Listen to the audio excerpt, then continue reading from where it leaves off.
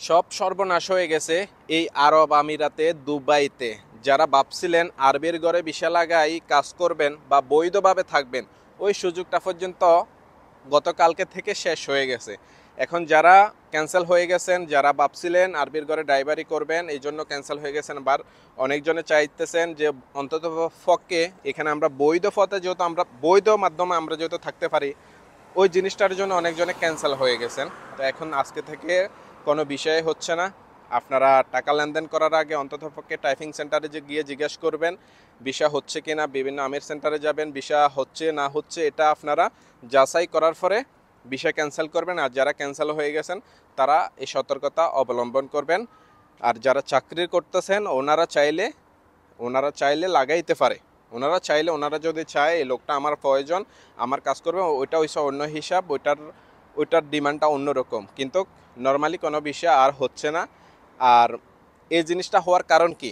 এই ভিসা বন্ধ শেষ পর্যন্ত এই আরব আমিরাতে পুরুষদের জন্য ঘরের ভিসাটাও বন্ধ হয়ে যাওয়ার কারণটা কি? আমরা আমরা অবৈধ কাজের সাথে যে পরিমাণ জড়িত আছি, আমরা বাংলাদেশিরা, দুনিয়ার আর কোনো মানুষ এত অবৈধ কাজের সাথে এই দেশে জড়িত নেই। বেশি কিছু বলবো না। আপনারা যারা অবৈধ কাজগুলো করেন, আপনি আপনার পরিবারকে জিজ্ঞেস করবেন, আমার যে টাকাটা তোমরা খাইতেছ এটা এখান থেকে ইনকাম হয়ে আসতেছে, এই টাকাটা হালাল নয়, তো এই টাকাটা সম্পূর্ণ হারাম, এই টাকাটা তোমরাও খাইতেছো, এই টাকার দায়ভার কি তোমরাও নিবা কাল কিয়ামতের ময়দানে? পরিবার সিধাসিধে বলে দেবে না। অতএব কার জন্য করতেছেন? যে পরিবার যদি বলে আপনার এই গুনার ভাগিদার পরিবারও নেবে না, কার জন্য আপনি হারামভাবে টাকা ইনকাম করে দেশে ফাটাইতেছেন? সাময়িক আপনি বড়লোক হয়ে যাইতেছেন, কিন্তু আপনার পরিবার ওই দায়ভার নেবে না। এখানে হালালভাবে থাকার চেষ্টা করেন, বৈধ পথে টাকা ইনকাম করার চেষ্টা করবেন, ভালো কিছু করার চেষ্টা করেন। আপনারা যারা দেখেন, ভিডিওতে সব কিছু বলতে পারি না, আত্মীয় স্বজনে ভিডিও দেখে, পরিবারে ভিডিও দেখে, সেই জন্য আপনারা যে সমস্ত কাজের সাথে জড়িত আছেন এই সমস্ত কাজ উল্লেখ করতে পারেন। আর বিশেষ করে যারা দালাল আছেন, দালালরা এখনও সময় আছে ভাই, ব্যবসা অনেক করছেন জীবনে, একটু সুযোগ দেন। এই প্রবাসীদেরকে একটু ভালো লাইনে হওয়ার সুযোগ করে দেন। আপনাদের দালালির কারণে ভিসা বন্ধ হয়ে গেছে।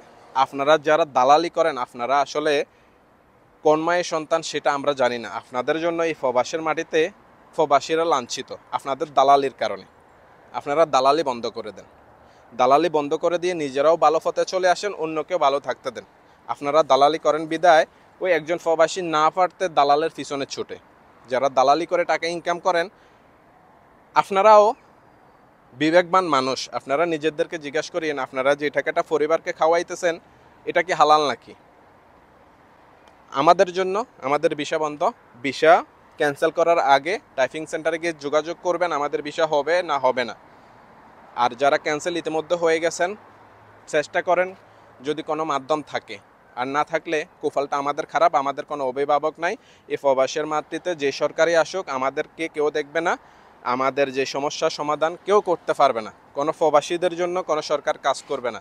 সবাই মুখের বুলি ফুটাবে, আর দিন শেষে প্রবাসীরা লাঞ্ছিত হবে প্রবাসে এবং দেশে এয়ারপোর্টে। সবাই ভালো থাকবেন, ভিডিওটা শেয়ার করে দেবেন।